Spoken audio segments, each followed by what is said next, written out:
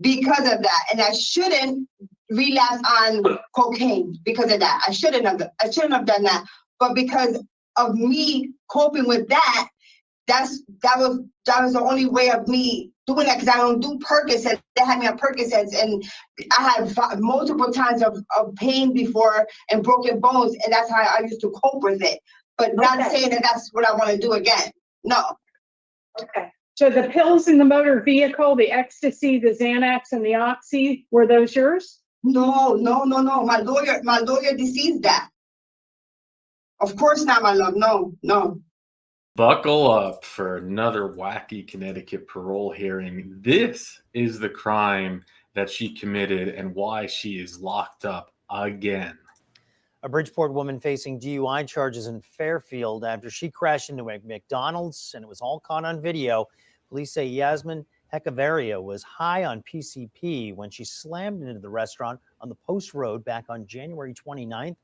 Now, the McDonald's was open, but luckily no one inside was hurt. Police say that Hechavarria had cocaine on her when she was found by police in Bridgeport. Well, there you have it. Just 15 months into her sentence, she has an opportunity for parole. Let's watch it. I'll unpack it with more details at the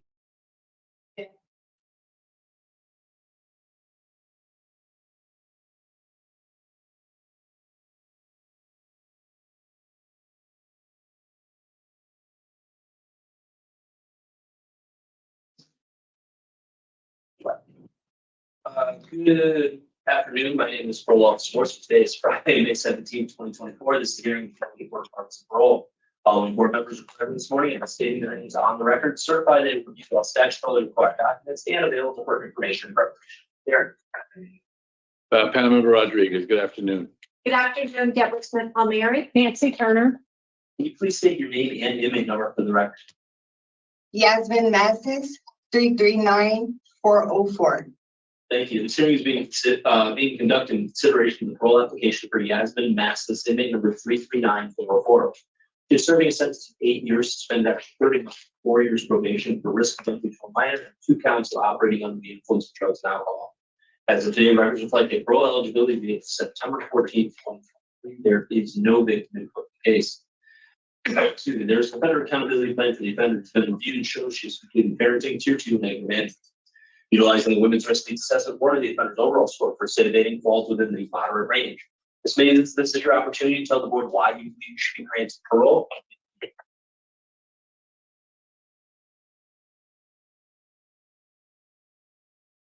You may begin. Yes, good morning, ladies and gentlemen. Please allow me to start by thanking you for the opportunity to come in front of all of you and ask for a second chance. My name is YazminH. As of today, I have been incarcerated at York CI 201 West Main Street, Miami, Connecticut for 17 months. Since my incarceration, I have done a lot of work not only on myself, but also in York institution-based programming as follows: anger management, how to be a responsible mother, Tier 2 addiction services, Al-Anon, and Narcotic Anonymous meetings. And I have successfully completed all the programs I have listed.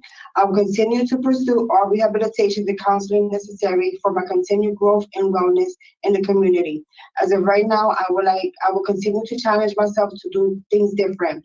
I refuse to fall back to old ways and habits that have contributed to my incarceration and downfall. I have imagined the worst that could have happened, and thank God already that it didn't, because the outcome to do that type of scenarios alone could have caused me the rest of my life. I am determined to live a safer life and continuously seek a treatment for my addictions. I vow to do the opposite of all things I have done before. I will seek a sponsor, a mentor, sober family and friends and surroundings, so I can do whatever it takes to put all this hard work and training with you to good use. I need you to know that I take 100% full accountability and responsibility for my actions that led us to this sad day. I am a 37-year-old mother and grandmother who desperately needs to hang on to change in my life, not only for myself, but for my family and community. The plan for this next chapter in my life is the one empowering, uplifting, and positive. I am confident that on this new journey I am on will be able to enhance my thoughts and process determination abilities. I will always remember that I have to be in control of my life and situations I put myself in. I will spend the rest of my life trying to achieve all my goals. My main goal of after sobriety is to show my daughters it's never too late to change and make positive impact on the ones around you. Thank you. Okay, thank you so much for your statement and for writing it out for us and reading it to us. What's going to happen now is that we're going to ask you some questions. Yes. And when we're done, we're going to deliberate and we're going to discuss your case, and then we'll let you know our decision. Okay? Yes. Thank you. Thank you. Councilmember Palmieri. Thank you. So, Ms. Masses, Yes. thank you. You know, I was going through all these charges and I had to sort of chart them out. You had a handful in 2019, and then you have another one in 2021. So were you out on bond and in the community and still struggling with your substance abuse? Correct. Okay. And I noted that you had done a lot of programming during those time periods. Correct. Right? Couple Yes. of IOPs, the outpatient programs. Yes. So, you know, the charges, you were using a hallucinogenic drug. Yes, it was. All right. And is that your drug use history? Is using drugs like that? Apparently, it was in the beginning, it turned out to be, yes, it was marijuana, but I took that one as a long-term one, and it was very hard for me to get off of it. So it was like a period, like for like 3 years, then I got off of it for like 5 years. Then I relapsed out of it again on 2021. So I was off of it for like 3 years. The PCP you're talking about, right? Yes. I was off of it for like 3 years. 4 years, and then I relapsed again that one time, and then that's when I caught the DUI at McDonald's. Yeah, very serious charges for endangering the public, Yes. endangering your child, endangering yourself. My child was not involved in that. Well, not in the DUI, but Oh, in yeah, the, yes. in the stuff Okay. in the Oh, yes, yes, yes. right. That also involved hallucinogenics, yes. But very, you know, the whole thing, very problematic, very serious for everyone around you and the community, right? And yourself. Yes. So, you said I was off for a while, then I was back on. For all the treatment that you've done, and you've had some success and some failures, have you been able to identify what the root of the relapse is, or why you keep going back to PCP? Well, that day, because I won't ever do it again. That day I was just not on probation.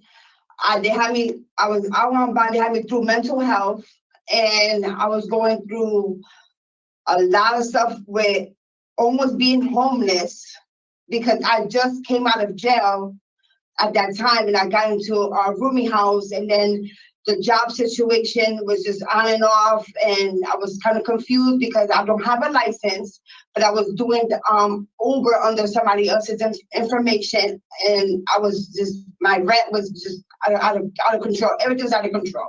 So Your life was out of your, it sounds like your life was chaotic and yes, right, and my kids was not around. Everything was just like falling apart again.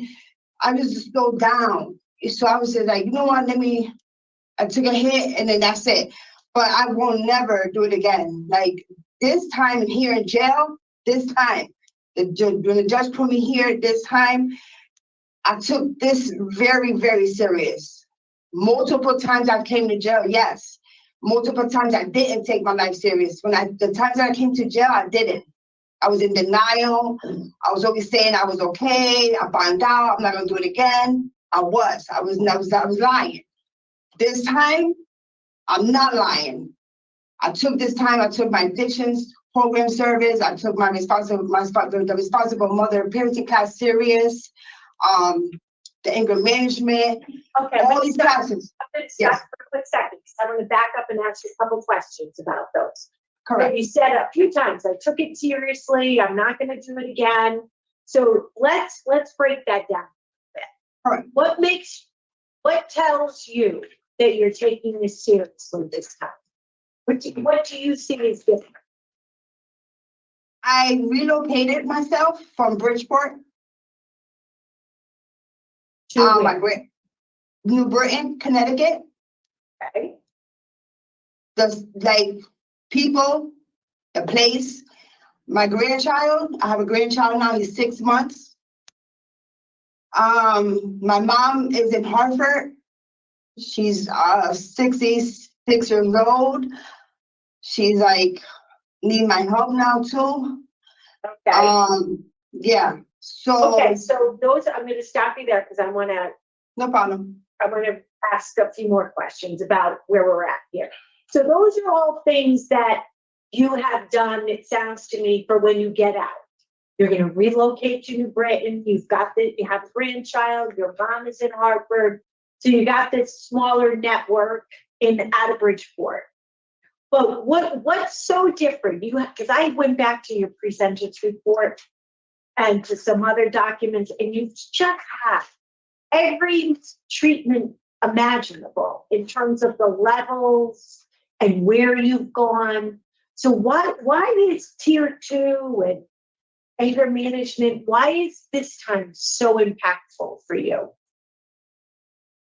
My higher risk level, the higher risk, I grieved on my past trauma, everything, like, I get very nervous, I'm sorry, but I grieved on my past trauma. I learned like how to like take the drug away from my taste, the mind, surroundings, like even here in jail, it's easy to get high, it's easy to be around those people. I excluded myself away from it. And I was really determined to go to these classes. It's a choice to go or not to go. And I really put myself, all my effort, my work, everything in it. And I really want it. I really want change. And I really want to show myself, especially in the community, the people that are going to be guiding me and you know, that's going to be there this time, and showing them that I really got this in my hands. Okay. So we talk about change, we talk about thinking differently, working problems differently, right? Yes. And then I look at that you say you're working under a fake name as an Uber driver. I mean, you have no license, right? I was. Yeah, because you were suspended. Right. So do you see how that thinking is problematic? I'm going for driving school. Okay, so you're addressing your driver's license, Oh, definitely. I have to do that. Yes. but you're Yes. still driving under a fake account, right? But that was years ago, before I even came in here. Right. Okay. Mhm. So it was years ago. I didn't know that. Yeah, that was years. Yeah, but we're talking about years. Okay, so that's not something that you're doing when you get out. No, definitely not. Definitely not. No. So, but you have 2 DUIs. So how long is your license suspended for? When I get out, I have to go to, before I came to jail, I was in a Hartford current docket. So I would have to like reopen that case, and they will help me do all those dockets again, and then I'll go to driving school, and then driving school will help me further look into everything, how to do it, because I never had a license. Never. I was a foster child. I never had like guidelines and none of that. All right. Okay. Do you think that's going to be a little bit of a road for you? That's going to be a long road. So Right. That's why I'm gonna see like a monitor to help me, like, you know, like do things, especially in New Britain, because I don't even know New Britain. You know, I don't know nobody out there. So talk to me. Okay. So the charges are what they are. We've already established that one of them you were using acid or PCP and your daughter was home and you had this, I was set up with acid, actually. okay, but you were using it and you were also using PCP around that time. So you were driving with the 2 DUIs under the influence of drugs. So let's talk a little bit about tier 2. So tier 2 is kind of a tip of an iceberg for you with all the other treatment that you've done. So did you pick up anything different from tier 2 that you'll take with you into the community? Yes. Like what? Give me 2 things. I will give you 2 things. I will stay. I'm to talk about myself. I'm not gonna be around people. Stay away from that. I'm gonna go to Al-Anon instead of NA or AA. I want to go Al-Anon. That's where, because I went to Al-Anon with the counselor here. It was more structure.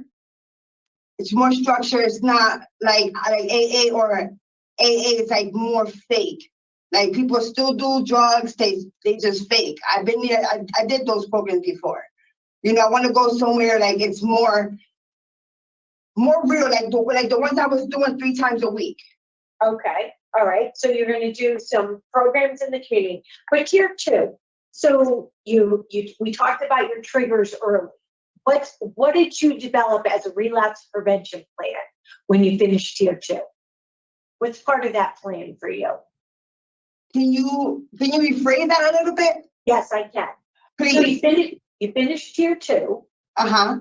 Okay. So I'm sure that when you finished tier 2, part of your homework was to come up with a plan to stay sober in the community. And if you get an urge or you feel a trigger, what's to do about that? What's the plan?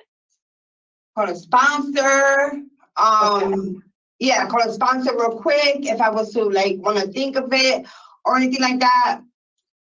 I mean, Okay. I'm to be honest, I don't even want to. My mind isn't even full. I'm not even focusing on them. I have a grandchild now. I don't even want to be around or even think of that. To be really honest. I want you to be really honest, although I am concerned that just having a grandchild isn't the big. I know that. The big plan. I know that. It shouldn't be your plan.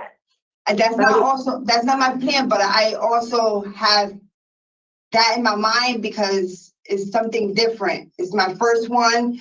It's something different inside of me that really gave me the energy to just do things very different this time. I really thank God that happened to me, because if it wasn't for me, if it wasn't for that or me coming to jail, that wouldn't never, all this will never be grateful for me to just be sober right now and think soberly and just act sober and just be so ready and steady. I hear that. You've had a lot of treatment.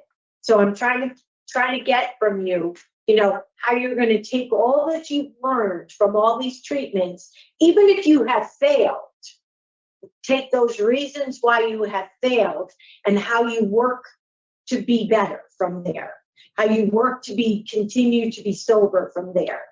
So have you thought about it? Okay. Have you thought about employment? Actually, I have a fractured disc. That's why I didn't work no time here. Mm-hmm. So I have to, I have a lot of things to do. So I have to work on my health issues. I have a fractured disc and a dislocated shoulder that they did MRIs last month. Okay. Yeah, so I have to work on that. I had to do the DMV. I have to do groups, entertain groups, do more parenting because my child is with her godmother. My 17-year-old child is with her godmother. That's the one I did. I got the risk indetermined with. Okay. So it's just So who are you gonna live with in New Britain? Your boyfriend?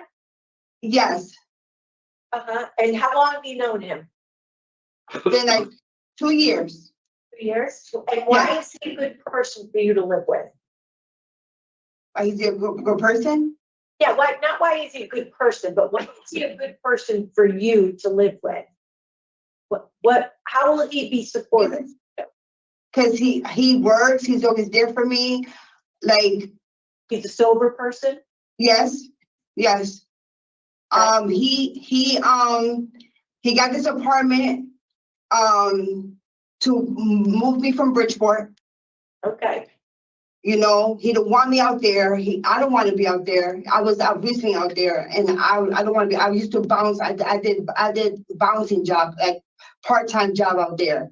So I don't want to do that. I don't want to do none of that again. I want to do things different. And I was looking into marketing school. It takes a 4-year course after my health conditions, whatever happens with my back and my shoulder, whatever they say, there's a 4-year course for marketing. For So you're my thinking- long-term goal. got it. So you're thinking about some schooling as a long-term goal. Long-term Alright. goal for schooling for a 4-year course, yes. Okay. In New Britain, I think it's in New Britain. I think something. So I how forgot do the you- name. Okay, so how do you think you'll do on probation or parole? You've had some success on supervision in the community. Do you think you'll be able to do it this time? I promise. Yes, I will. Uh-huh, uh-huh. And how do you think parole or probation can help you? By monitoring me, telling me what are the steps, the guidelines, and step by step, I'll show them what I need, what they telling me what I need to do.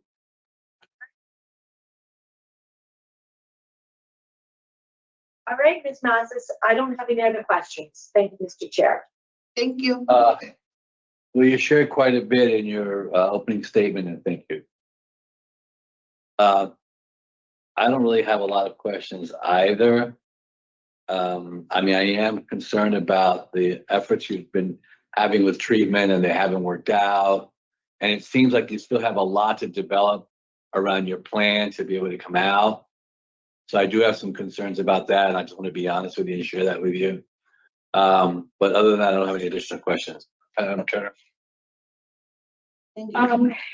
I just, so the DUIs are very concerning.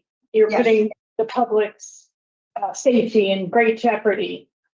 So after you got both DUIs, while you were awaiting sentencing, you got discharged from the Wheeler Clinic in July of 2022 for lack of attendance. And then 3 months later, you're discharged from the Southwest Community Health Center, also for lack of attendance. And I would have thought that with so much hanging in the balance before you go before the judge, that you would at least want to provide successful completion of a program since your DUIs. And, you know, why did you not make a commitment to getting to treatment and completing it? The Southwest was because I was in the hospital. Southwest discharged me because I was in the hospital. I had the kidney stones. That's when I had a dirty urine. And that's when they put me with these charges for the dirty urine.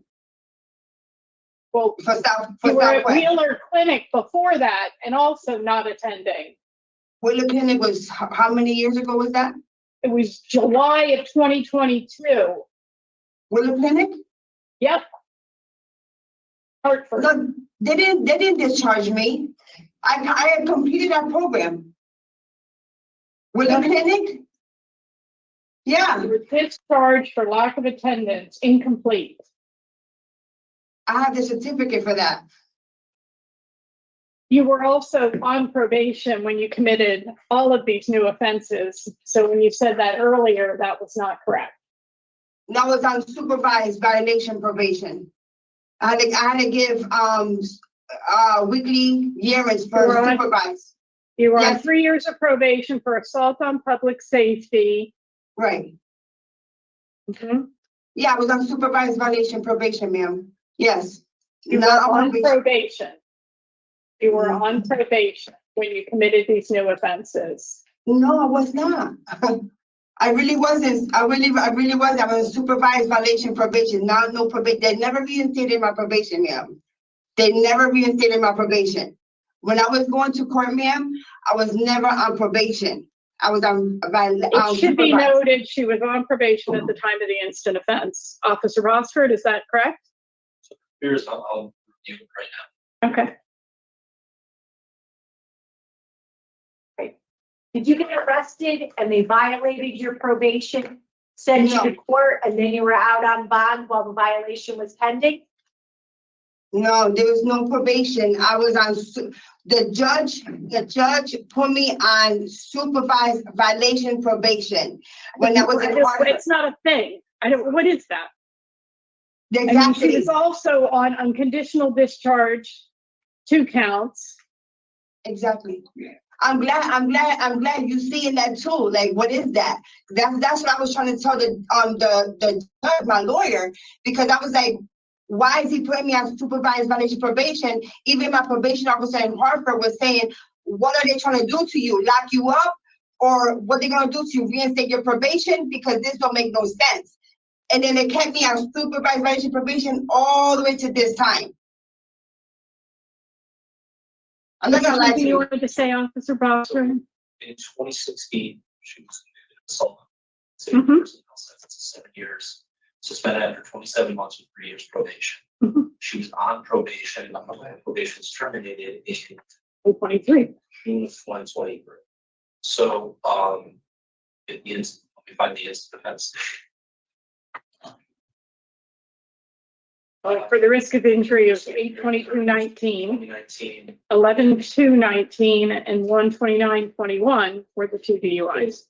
it is possible she was violation status with probation, but she's still under the supervision of probation until probation is terminated. In 2023. Okay. And I was out for a whole year and 6 months doing great until I caught this dirty urine of kidney stones, and I had proof and everything because of that. And I shouldn't relapse on cocaine because of that. I shouldn't have done that. But because of me coping with that, that was the only way of me doing that, because I don't do Percocets. They had me on Percocets, and I had multiple times of pain before and broken bones, and that's how I used to cope with it. But not Okay. saying that that's what I want to do again. No. Okay. So the pills in the motor vehicle, the ecstasy, the Xanax, and the Oxy, were those yours? No. My lawyer deceased that. Of course not, my love. No. Yeah, I have no more questions, Mr. Chair. Okay, thank you. Panel Member Palmieri. So, I think Ms. Massett has good intentions. I think she's a little older. She's got a grandchild. She wants to do really, really well when she gets out. She's got a new location to release to. She's got a plan. But I think that she needs to have a little bit more time to, whether it's attend NA, maybe some more support at the facility. So the history of her violation conduct with all the treatment failures is concerning. I know that she has some dispute about that. So she's not far from end of sentence, and I do think that she can use the remaining time to do some more work, whether it's with NA or AA or Al-Anon. She's on the wait list for People Empowering People. I think that she would be better served waiting to go out of probation.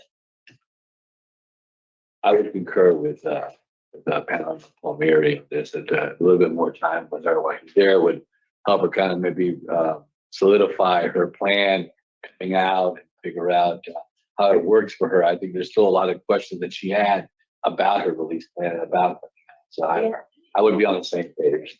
She should be able to speak with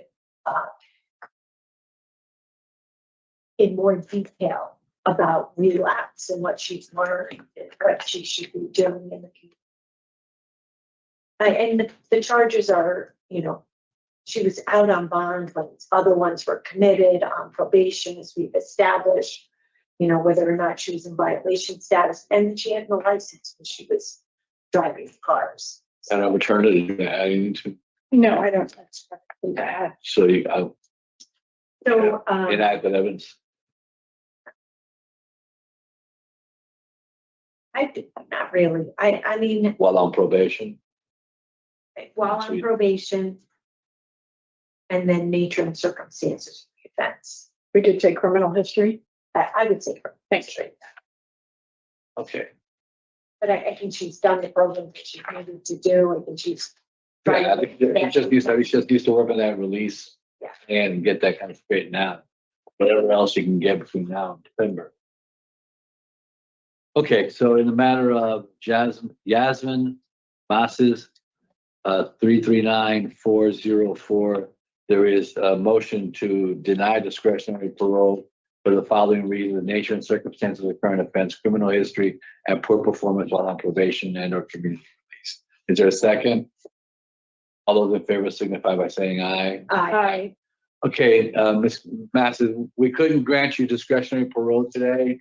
We do Fine. think that you're headed in a good direction and want you to kind of put yourself together. I will tell you guys I will be soon. We want to see that. No problem. Okay. Good luck to you. Thank You're you. being a grandma. I Yeah, will be. good luck to you. Okay, thank you.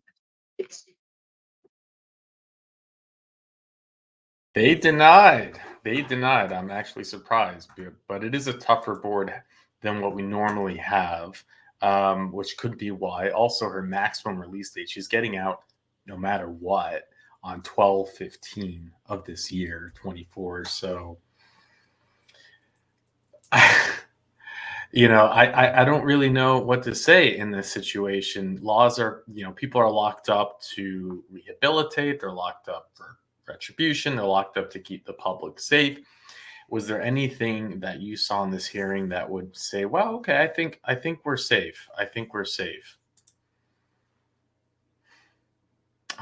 Mr. Mirabella would have blown a gasket on this hearing. I mean, for her to call AA fake, man, oof. I mean, I get well, wrong choice of words. Maybe she meant something else. But the bottom line is, I think when you want to take a step back, you can say she has good intentions. You can say that she means everything, but it was not an honest hearing. I didn't hear accountability. I heard straight up lying. Oh no, I never take those medications. Those aren't mine. Oh, my attorney proved it's not mine. It's I only take PCP. It's like, what? Oh man, it's like, just take accountability, you know. And there's like, either you're gonna say she's being honest, it really wasn't her, that's not her thing, she's just a straight up PCP, that's her go-to, that's all she touches. It doesn't make it any better for her, but that's the only way that it's being honest. And it's just hard to believe. And I'm not willing to give her the benefit of the doubt. And because of that, it's like, well, you just lose, you know, it's just one added thing, in my opinion, of again, you're not being honest with your situation. You're not being honest with your, what got you here in the first place, and how can anyone feel safe? This is about, it was a miracle she didn't kill anyone. Do you want to see the accident again? I mean, it's just a miracle. Let's go into it again. Do it without the sound. We don't need to hear the reporter talking about it again, but it's interesting, you know. This was her second DUI, I guess, but she's on probation when she does this. Hello, it's not like it's someone who just made one mistake and they never do it. She was on probation. How do you get a sentence She was sentenced. Thank you, Richard, for sharing all of this information. She was sentenced, I mean, her on 6/9/2023, June 9, 2023. She was sentenced less than a year ago of the date of this recording. And she's getting out no matter what. In what, 7 months? How does that what assurances do we have that she's not going to get back in the car and kill someone? Because she's already done it on probation. It shows that she doesn't have even her own ability to self-preservation, right? And she's like, oh, I was in pain, I was stressed, so I just took a hit of PCP. It's like, it's PCP, man. I mean, if there's like any of the most dangerous, wackiest, nuttiest stuff, I think it's PCP. Next on the list might be meth. Then after that, man, I know there'll be arguments as a whole. I don't. It's just my opinion. I don't know, but I'm pretty sure. Tell me in the comment section if you think I'm completely wrong here. But PCP is just up there as the crazy one, right? Oof. I do think certain times people need to get longer sentences. She's barely even getting, I think, a grasp of recovery. It's not. I think it is more rehabilitation. Getting in. I didn't hear any of like the proper programs, the AA mindsets. Like just saying the words, "I feel I beat this. I got this." Is like, that's crazy. You've barely been locked up.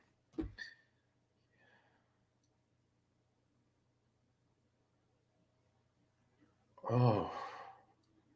Lying about the false reports, the whole thing is just disturbing to me. I'm happy they denied, but this is just, you're just kicking the ball down the road. Sadly, I think you are, and we're just gonna have to pray that she doesn't take anyone else's life. And if she does, in my opinion, it comes down to the judge, the DA, and the judge, because this you should say would be preventable. Talking about New Britain, Connecticut, where she said that's her plan to move. In a previous life, a long time ago, I worked in New Britain, Connecticut. It's a small little town at the time. I don't know if it is now, but I think it had the second largest Polish population, maybe in the USA, and very blue collar town. It was a cute town. I worked there for a little bit, and yeah, anyways, so interesting just to hear that bring up some memories. But hopefully we don't see her in the news ever again. And with that, I'll let you go.